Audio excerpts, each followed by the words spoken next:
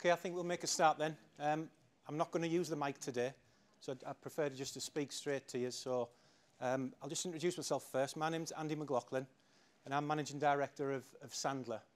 And we're a business development company that specialises in sales, management, and human behaviour. The session today is looking at what we call the buyer-seller dance. And it's going to take roughly about 30 minutes. And what I'm going to go through is the interaction between buyers and sellers and explain to you and give you evidence as to why traditional sales does not work. What I'd like you to do first, if you would please, and I know some of you have started already, so you're really good students. On this form here, if you could just fill out the personal details, please, to start off with. So just your personal details on the top.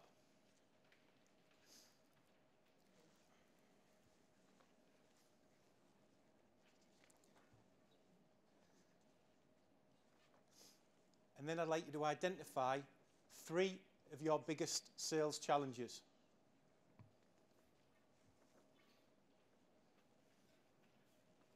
Three of your biggest sales challenges, please. It could be to you personally or for the company that you're currently working for.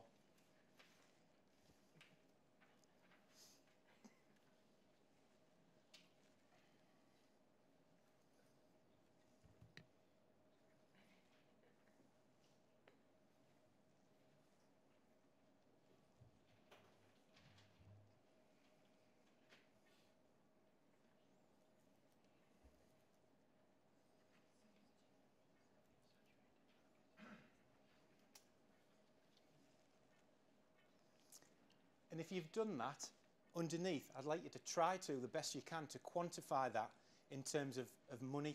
How much is them challenges actually costing you or your organisation in terms of money, approximately?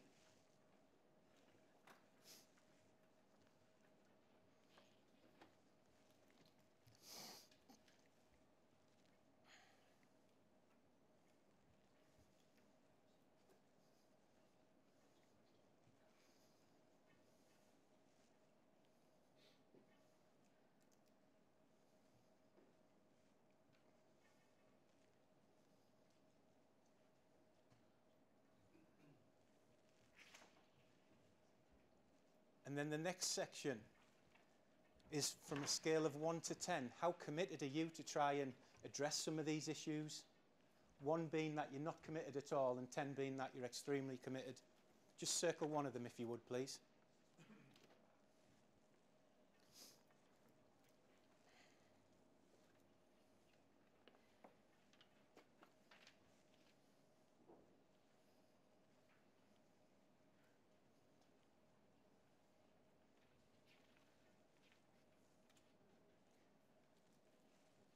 And then finally, in the bottom box, you've got 3 options, and I'll just explain what they are. On the left-hand side, you've got a yes. And what the yes means is that you've come down today, you've enjoyed the session, and you'd like to find out a little bit more about Sandler and what we do. The no means you've come down today, you thought the session was okay, but you're quite happy with what you're doing, and you don't need to know anything more about Sandler. And just to let you know that no is okay. It's fine, I'm a big guy. If you don't, like what I'm doing, or you don't particularly like me, it's nothing personal, then that's fine. No is okay. Now the one in the middle, the TIO, does anyone know what that is? Sorry? Thinking it over, well done. So, very good, very good. You've been to my seminars before. She's good, she'd be sat at the front.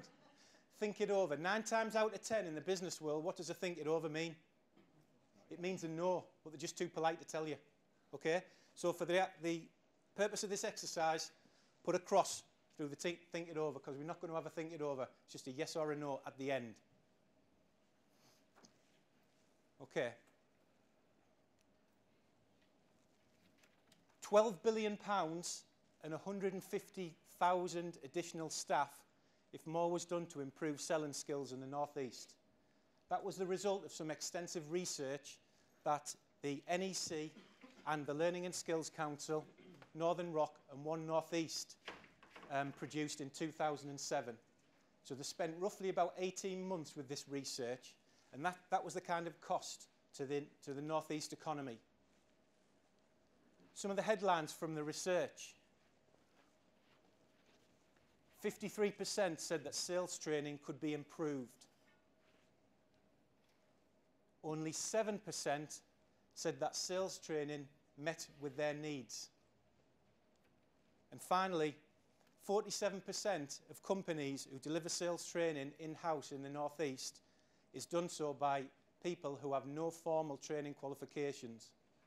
So, some big figures in there, and you can see the extent of sales training within the North East is not up to par. But in addition to the training, also the selling systems that people are using are out of date. Now, in every sales interaction, there's two systems in place. The first one is the selling system, and the second one is the buyer system. And in Sandler, we call this the buyer-seller dance. And as we go through this presentation, I'd like you to kind of, metaphorically speaking, wear two hats, put two hats on.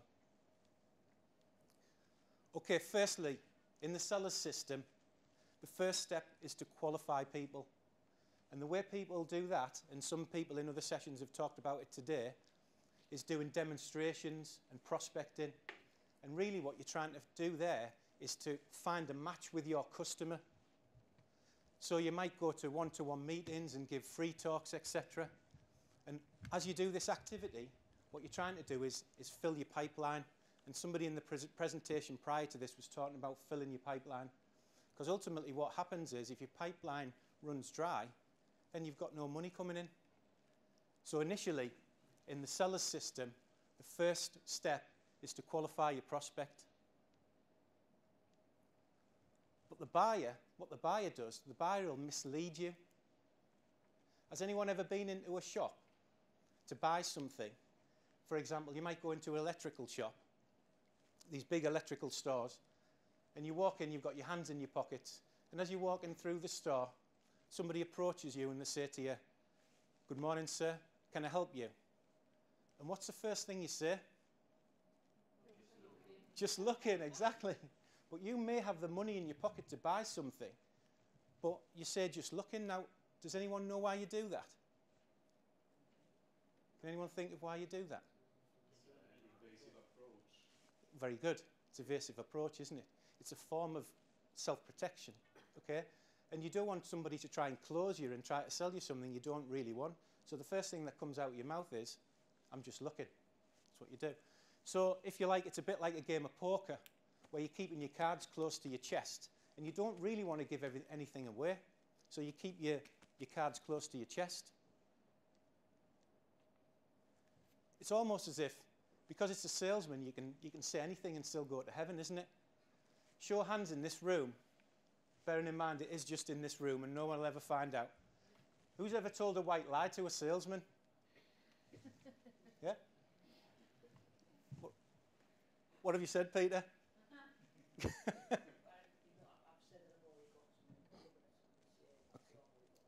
Okay. Who else put the hand up? What about yourself? Yeah, I was going to say, I've just said no thanks, I've already got it. Yeah, you've already got it. Or the phone goes and it's somebody trying to sell you a loan or finance, and what do you say? Or you send somebody to the phone and say, "Tell them I'm not in." Tell them I've left the country. I'm sick, anything. Yeah? But I'm sure everybody in this room is a good person, you know, and doesn't normally tell lies. But because it's a salesperson, we all do it, don't we? We all do it. And again, going back to your point, it's a sign of self-defense, isn't it? Self-defense. But there must be a reason why salespeople have got this reputation that you feel in certain situations that you need to tell lies to them. So, I know that's a little bit difficult to read because of the sun, but I'll talk you through it. What I want you to do is, just with the person next to you, on a blank piece of paper, if you can just write the word salesperson, and I want you to, with the person next to you, list as many words as you can think of that describes an amateur salesperson. And I'll give you 3 minutes to do that.